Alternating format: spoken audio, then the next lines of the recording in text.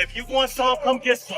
At 63, Jerry Rice still owns nearly every receiving record in NFL history. 3 Super Bowl rings, 20 seasons, a first ballot Hall of Fame induction in 2010. But behind the trophies and the records are a string of off-field stories that have followed him since the late 1990s, including a Mountain View spa shut down for prostitution while he was inside it, a paternity suit, and a divorce that cost him roughly $15 million. Here's how Jerry Rice has really been tragic since he retired. The spa, the affair, and the $15 million divorce. By the time Jerry Rice retired after the 2004 season, the NFL record book read like his personal diary: 1,549 career receptions, 22,895 receiving yards, 197 touchdowns. He spent 16 of his 20 seasons in San Francisco, won 3 Super Bowls, made 13 Pro Bowls, and walked into the Pro Football Hall of Fame on the first ballot in 2010. The numbers were so far ahead of every other receiver that they looked like typos. And then there was the work ethic, the hill runs in the offseason, the brutal training sessions, the stories from teammates about a man who treated practice like a Super Bowl. But the man who sat at home in Atherton, California in 2010 staring at his Hall of Fame jacket was already carrying baggage that the records could not erase. The trouble had started early. In his rookie year in 1985, the 16th overall pick out of Mississippi Valley State was supposed to be Joe Montana's new toy. Instead, Rice spent the first 11 games of his career dropping passes. 10 drops in the first 11 games, by most accounts. Boos at Candlestick, murmurs in the press box that the 49ers had reached for a small school kid who could not handle pro speed. In one game against Kansas City, he dropped 2 wide-open passes and then fumbled an 8-yard catch designed by Bill Walsh just to build his confidence back up. After one of those games, Rice sat alone in the locker room and cried. Hall of Fame safety Ronnie Lott walked in and saw it. Walsh pulled Rice aside and told him he would be the greatest player to ever play the game. The tears, the crying, the public failure, it should have ended his career. It did the opposite. By his second season, he had 1,570 yards and 15 touchdowns, and the entire league was on notice. The first crack in the armor had been sealed shut. The next crack came in the summer of 1992. Rice was a 2-time Super Bowl champion, 6-time 1,000-yard receiver, and entering the final year of a deal that paid him about $1.75 million. He wanted a raise. The 49ers, under owner Eddie DeBartolo Jr., did not want to pay it. Rice held out for 37 days, starting on July 18, 1992, missed all of training camp, missed all 4 preseason games, and the local press described the 49ers as cash poor, while Rice publicly demanded star money. The standoff ended on August 26th when Rice signed 3 one-year contracts worth roughly $7 to $8 million, making him the highest paid non-quarterback in the league. Rice later admitted it was, in his own words, one of the poorest choices he had ever made. He was right back to dominant football the moment the season started. 1,201 yards, 10 touchdowns, first-team All-Pro. But the truly dark chapter, the one that nobody saw coming, opened on the afternoon of February 25, 1998. Mountain View Police, working with the Santa Clara County District Attorney's Office, served a temporary restraining order on a small blue building at 1620 El Camino Real. The business was called the MV Spa. On paper, it offered hot towel wraps and tanning. In reality, it had operated as a front for prostitution for years. The city had revoked its massage permit in 1993, suspended it in 1995, and revoked it again in 1996. Undercover officers had been solicited there at least 10 times. The DA's office finally moved to padlock the doors as a public nuisance. When officers walked in, they found 6 female employees and 3 male customers. One of those customers was Jerry Rice. He was 35, married with 3 children, in the back end of his Hall of Fame career, and locked inside the bathroom when officers entered. A San Jose Mercury news reporter happened to be there to witness it. No one was arrested. No charges were filed. But Rice's name was taken down for the record, and within 48 hours, the story was on the wires. The Washington Post ran it in their Around the NFL column. The San Francisco Examiner ran a piece titled, Jerry Rice Surprises Cops, Shutting Massage Parlor. Rice's first reaction to the Mercury news reporter on the scene was to suggest that teammates had played a trick on him, saying he had been there for 5 minutes, and that it had not taken him long to put 2 and 2 together. The next day, his agent Jim Steiner released a more polished statement on his behalf. He insisted he had gone there only for a deep tissue massage as part of his rehab from a knee injury. that the publicity had caused him a great deal of embarrassment, and that his wife Jackie, his 3 kids, and head coach Steve Mariucci all stood behind him. Deputy DA Kitty Constantinides backed him publicly, calling his presence a complete fluke. Mountain View Police spokeswoman Julie Rand confirmed the action was civil, not criminal. Rice was never charged. The story faded from national headlines within a week.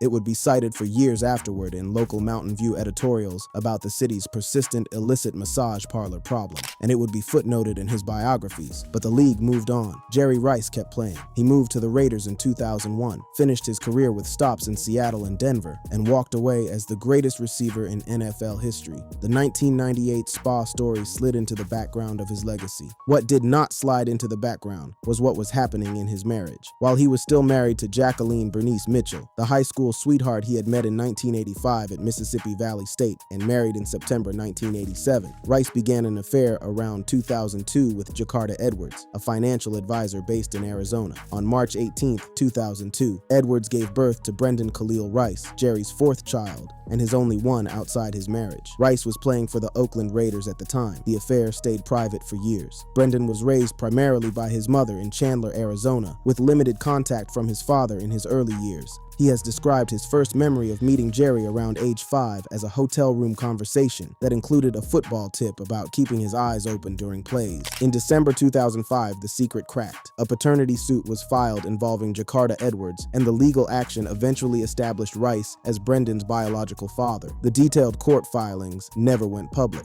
but the news did. By 2007, the marriage was finished. Jacqueline filed for divorce in San Mateo County in June of that year. The proceedings dragged for 2.5 years and reportedly revealed multiple extramarital affairs, not just the one with Edwards. There was no prenuptial agreement. When the divorce was finalized in December 2009, Jacqueline walked away with a settlement estimated at roughly $15 million, close to half of Rice's reported net worth at the time. The man who had built a career on discipline, repetition, and obsessive control of every detail had lost a chunk of his fortune and the privacy of his family in the same headline cycle. 2 years later, in November 2011, Rice would file yet another lawsuit in San Mateo County Superior Court against the would-be buyers of his Atherton mansion after they signed a contract to buy the home for nearly $14 million and then failed to close on it. The 14,000 square foot home, with its 6 bedrooms, 11 bathrooms, gym, and movie theater, would eventually sell 2 years later for $9 million, well below the original asking price. And the worst public moments, the ones that would actually threaten his legacy in the eyes of the football world, had not even arrived yet.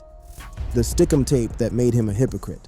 For most of his career, Jerry Rice's reputation rested on 2 things: the records and the work ethic. Nobody could touch him on either front. Then, over a stretch of 3 weeks in early 2015, he managed to put both of those things at risk by talking too much on television. The story starts on January 18, 2015. The New England Patriots beat the Indianapolis Colts 45-7 in the AFC Championship game. Within hours, reports came out that 11 of the 12 footballs the Patriots used in the first half had been measured below the league's 12.5 PSY minimum. The NFL launched an investigation that would eventually be called the Wells Report, and a national debate erupted over whether the Patriots had deliberately deflated the balls to give Tom Brady a better grip in cold, wet conditions. The whole thing was instantly nicknamed Deflategate, and it dominated every sports show in America for the next 2 weeks. 4 days later, on January 22, 2015, Jerry Rice went on the Jim Rome Show and unloaded on the Patriots. He told Rome point blank that he felt like it was cheating, that the Patriots had an edge up on your opponent, and that if New England went on to win Super Bowl 49,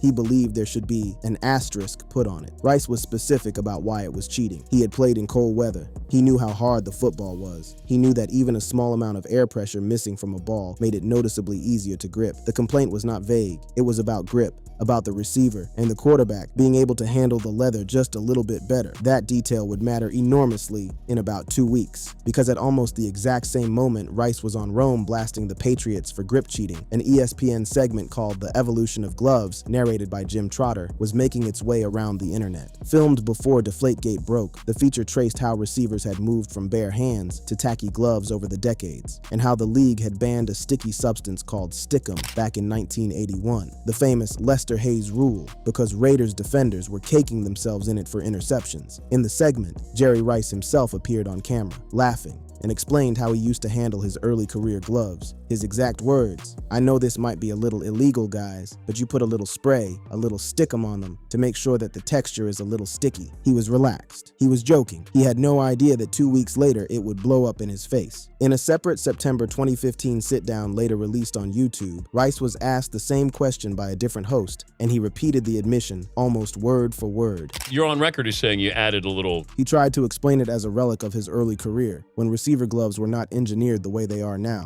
So did I put a little adhesive spray on those gloves at that time? Yeah, I did. He pivoted quickly to point out that he had switched to Nike gloves later, which had legal tackiness baked in. But after that, I went to the Nike gloves.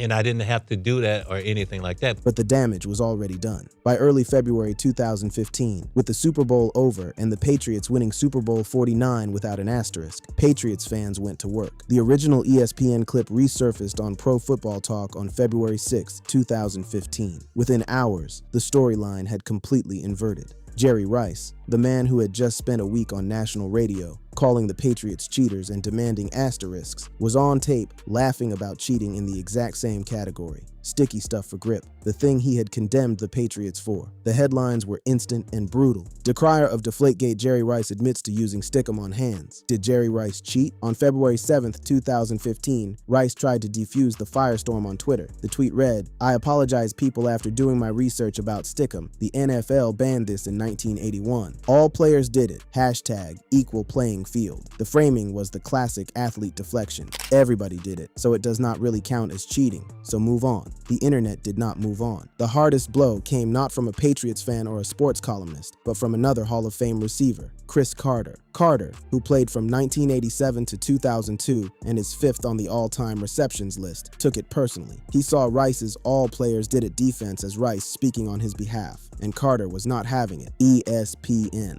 First Take broke down Carter's response on air. "I never used stickum gate, and Jerry Rice isn't speaking about me or for me. God made my hands." Carter's tweets were read aloud directly. Carter's argument was that he had never used the substance, that his hands had never needed it, and that he resented Rice grouping every receiver of the era under the same flag. "Put stickum gate on them. Never a need to use anything but my God-given talent." The conclusion was the part that truly mattered, because it pulled the cheating word out of the abstract and put it directly on Rice himself. "And perfected with a jugs machine. If he used stickum, JR," referring to Jerry Rice, "was cheating." The word was now hanging in the air. Stephen A. Smith, sitting on the same panel, did not soften it. He laid out exactly why this was different from a standard rule violation, because Rice had been the one demanding an asterisk on the Patriots only 3 weeks earlier.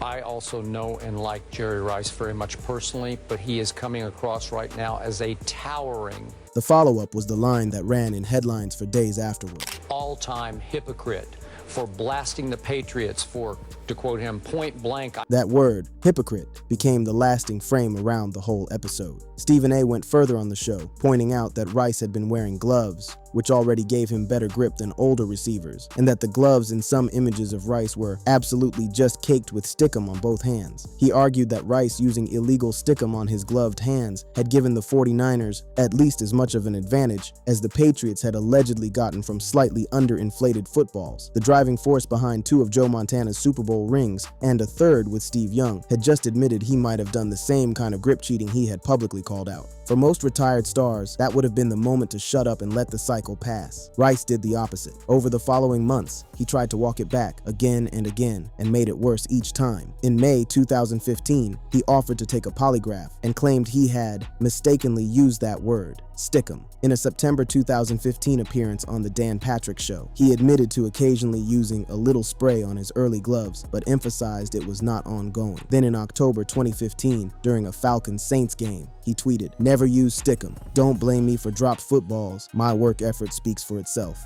Hashtag GOAT. He had now denied ever using stickum after spending the prior winter on camera, describing exactly how he used it. The receipts were everywhere. Even the LA Times unearthed a 1993 quote where, after a one-handed catch against the Rams, Rice had joked to reporters that he had stickum on his glove, and then quickly added that it was a joke, that stickum was illegal. He had known the rule the entire time. The full denial in 2015 contradicted both the on-camera admission and the 1993 joke. The "all players did it" tweet contradicted Chris Carter. None of it added up. The stickum story did not cost Rice his Hall of Fame jacket or his records. The NFL has no mechanism to discipline retired players, but it permanently changed how a chunk of the football world talked about him. He was no longer simply the GOAT who outworked everyone. He was now the GOAT who, by his own admission and then his own denial, had used a banned substance, and had done it while publicly attacking another team for doing something similar.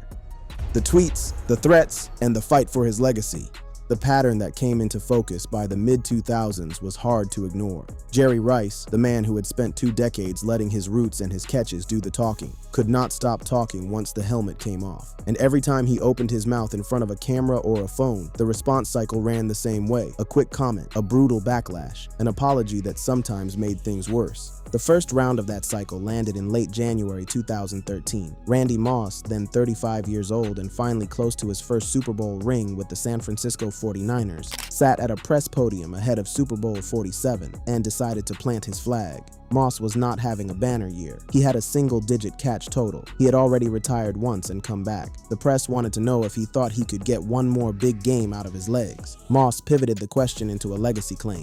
This year has been a down year for me statistically. He said the year before he retired had been a down year too, and his time in Oakland had been a down year, and he did not really live on numbers anymore. And then he dropped a line that lit up sports television for a week. So I really do think that I'm the greatest receiver to ever play this game. The math did not back him up. By the time of that quote, Rice had over 1,500 career catches, 22,000 receiving yards, and 190 receiving touchdowns, every single one of them an NFL record. Moss, a 14-year veteran, was hundreds of catches and thousands of yards behind Rice on the all-time leaderboards. He had 0 Super Bowl rings. Rice had 3. So when reporters fed Moss's claim back to Rice answered the way he had answered every challenge his whole life, by pulling out the receipts. I was really surprised that Randy Moss made that comment, because how can you not bring stats in? Then he made the part that mattered to him most. I impacted the game by winning Super Bowls. He closed it out by saying he wished Moss the best, that Moss was still trying to win his first one, and that he would leave the GOAT statement up to his fans.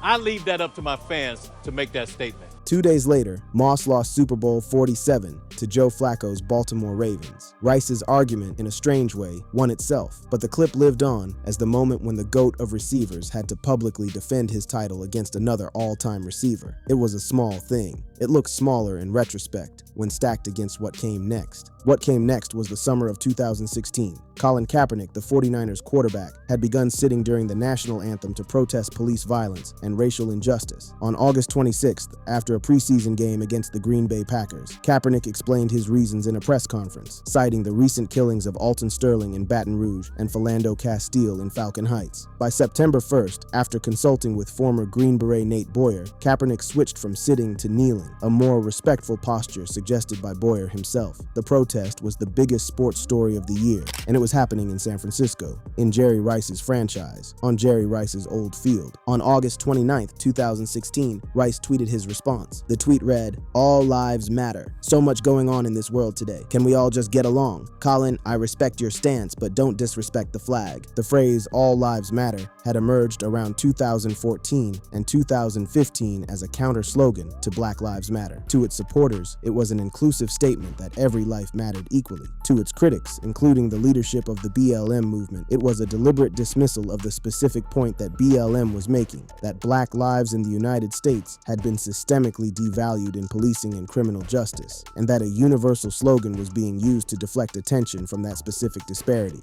Both interpretations existed in 2016. Both showed up in Rice's mentions within hours. Rice trended on Twitter overnight. The dominant response was that the GOAT of the 49ers had used a phrase widely seen as a rebuttal to BLM against an active 49ers player who was protesting on behalf of BLM, and had told that player not to disrespect the flag. Civil rights advocates pushed back hard. Sports writers covered it as a generational divide inside the NFL. Some defended Rice for calling for unity. Many did not. By September 20th, 2016, 2021, after the police shooting of Terrence Crutcher in Tulsa, Rice shifted his position, tweeting that he supported Kaepernick for bringing awareness to injustice. On October 6, 2016, he issued a more direct apology on Twitter. "When I said, 'All lives matter,' I didn't know about the movement going on between Black Lives Matter. I want to apologize for my mistake." The apology itself became the new story. To his defenders, it was a public figure showing humility and genuine growth. To his critics, the claim of not knowing about a movement that was 3 years old, dominating cable news, and triggering protests in major American cities did not pass the believability test. Either way,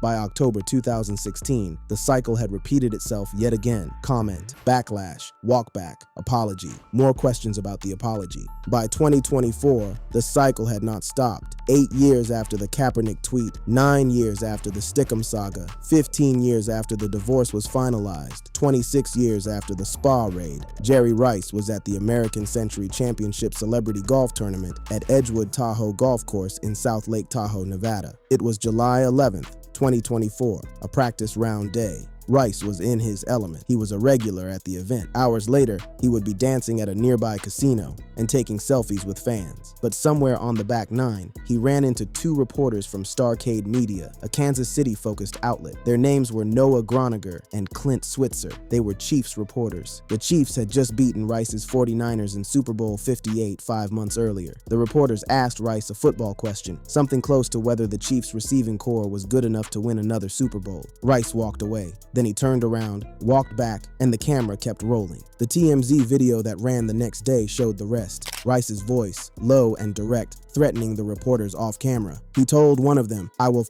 you up," and called him an a-hole. As people moved between him and the reporters, he kept going.